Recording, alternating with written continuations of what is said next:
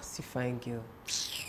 Give them. Hey guys, it's the Delphine here, and if you're new here, yoo-hoo, and if you're an oldie, welcome back. So let's dive right into it. We're going to be talking about Game of Thrones Season 8, Episode 2. A lot has happened so far, but just before we go in, I want to remind you to watch on Mnet's channel 101 on DSTV every Monday at 2 a.m. That's when it's showing live. And I did a live viewing party with a few of my friends this morning, and it was incredible. I had an amazing time. Shout out to all my people who showed up. Thank you so much for coming. It was an amazing time. Okay, Season 8, Episode 2. It starts with Jaime in the Great Hall of Winterfell, obviously answering to Daenerys, to Jon, and to Sansa about his actions, you know, towards the Stark family, and obviously his actions towards the Targaryen family. I mean, Jaime killed the Mad King. Let's not forget that. So, of course, Daenerys was upset. I think the Mad King was her father. Anyway, so he says he's here to fight with the North because he believes in a greater cause. Nobody's going to sit on the Iron Throne if everybody's dead. So that's why he came. And obviously, they were skeptical. They weren't sure whether to believe him. But then Brienne stepped forward and then vouches for him. That was one of the best things that I ever saw. Like, it was so cool how she vouched for him. And then I saw that meaningful look that they both exchanged. Moving on, we eventually see Jaime and Bran have that conversation that we've all been waiting for. And it's really nothing grand. I mean, Bran is no longer Bran Stark. He has morphed into this being, this three-eyed raven who has no personal cause per se. He's only fighting for the realms, you know. So he has really nothing against Jaime anymore. So he said to Jaime that I know you did what you did because you were trying to protect your family. So yeah, in other words, I have nothing against you. Let's focus on the war. So Jaime is like, so aren't you going to tell them the truth? And he says, what good are you if you are killed? We need all the men that we require to fight this war with the Night King and everything. So that was pretty cool. Bran Stark with the wisdom. I got you. Eventually, we see Daenerys having a meeting with Sansa Stark, and it seems like they're getting along at first, but eventually I realized that they're just playing each other, basically, until it gets to the scene where Sansa actually asks her, so after this war is done, if we win the war, who's gonna rule the North? Is the North gonna remain independent of the entire Seven Kingdoms, you know? And then Daenerys pulls her hand away, like, no, I don't agree with that.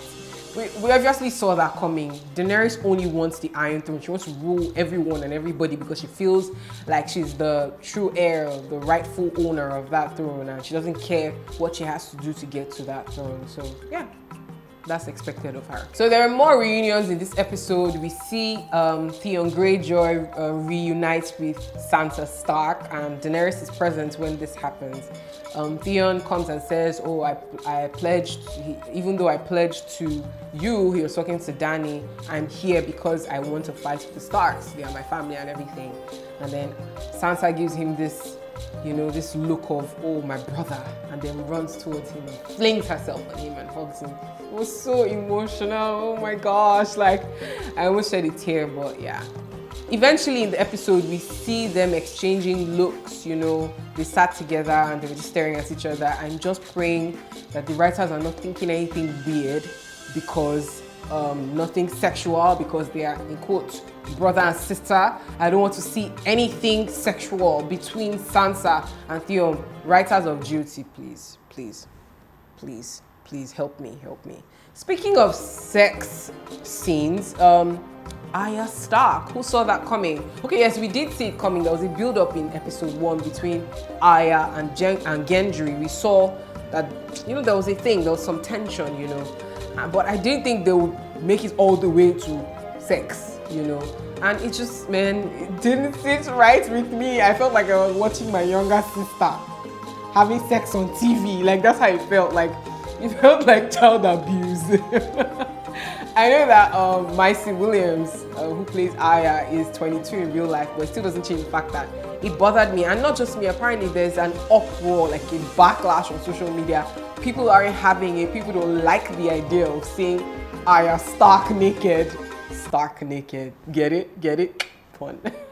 Like, it's not fun. Like, it probably was a body double, I'm sure of that, but it's still like, I can't, like, no, don't spoil Arya's character. Like, I like her as a badass, throat-cutting mini soldier, not some girl who needs to knock because the world is about to end, you know. Nah, yeah.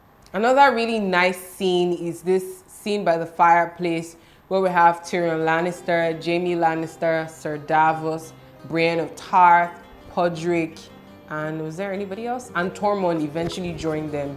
And they're by this fireplace just talking about life and things, about what's gonna happen after the war, or what's gonna happen now, you know. And then I don't know what led to this conversation. They were talking about being a knight or something. And then Tormund said to Brienne, what does he have to, why aren't you a knight, you know? And she says, it's tradition, I'm a lady, you know. And then he says, if I could knight you 10 times over, I would knight you 10 times over. Tormund, did you really mean that? Anyway, so yeah, that was a really, really emotional scene where Jaime asks her to kneel, and he says that a knight can actually knight another person. So he obviously wanted to do that for her, not just because he has feelings for her, but because he actually respects her as a warrior, as a fighter, as a sword wielder, you know. She's brilliant. So then she reluctantly gets up, she kneels before him, and then he proceeds. You know how they do the knight ceremony? He holds his sword over her shoulders, and then he goes, in the name of the warrior, I charge you to be brave. In the name of the mother, I charge you to be just. In the name of the father, I charge you to protect the innocent, or something like that. Arise, Brienne, Knight of the Seven Kingdoms. Standing ovation, guys. Like, everybody went wild over here at home. Like, it was crazy. All the feels, man. Like, all the feels. It was so good. That was a really well thought out scene.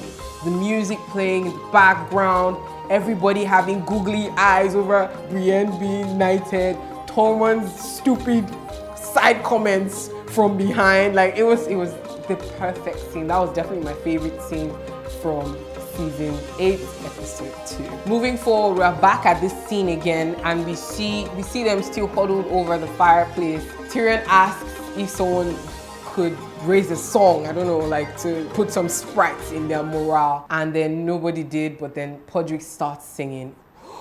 Oh my goodness, the goosebumps. Then they play this montage over his voice, so sweet, so serene, so soft, beautiful tenor, you know. Who knew Podrick could sing, right? That's probably what he did with Littlefinger's whores in his brothel. Like, you know, that whole talk about what did Pod do, he probably sang to them. Then still by the fireplace, we see Tormund telling this amazing story about how he got the last name Giant's Bane, and he says that he once killed a giant, and then I think suckled at the breasts of the giant's wife or something, and all the while she thought that he was a baby.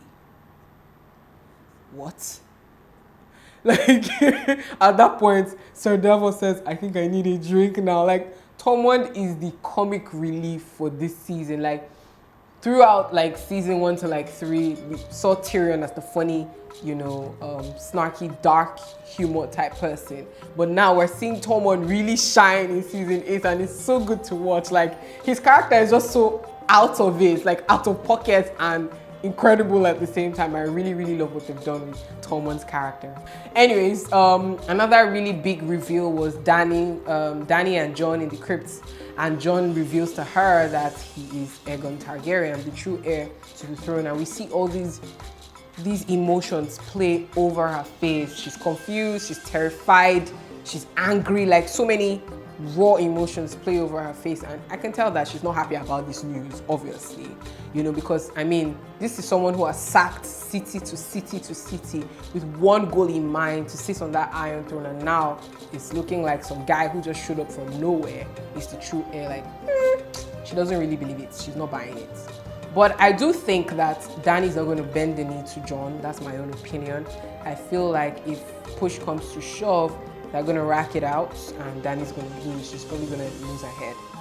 you know. I'm excited for the war that is coming with the Night King. Like, next week's episode is going to be epic, guys. Make sure you tune in live at 2 a.m. on Monday morning, and I'll be watching episode 3 with you. I'll probably go live on Instagram later that day. My Instagram live from today was actually taken down, I guess because of copyright, but I won't show the TV at all. It was, even though it was just for like 20 seconds, but yeah. Anyway, this was fun. Do not forget to watch on Mnet DSTV channel 101 at 2 a.m. on Monday morning. I'll be watching with you guys, and stay tuned for the next recap, guys. Once again, it's the Delphine here. Do not forget to subscribe, hit the thumbs up button, and share this video. Till the next one, doodles.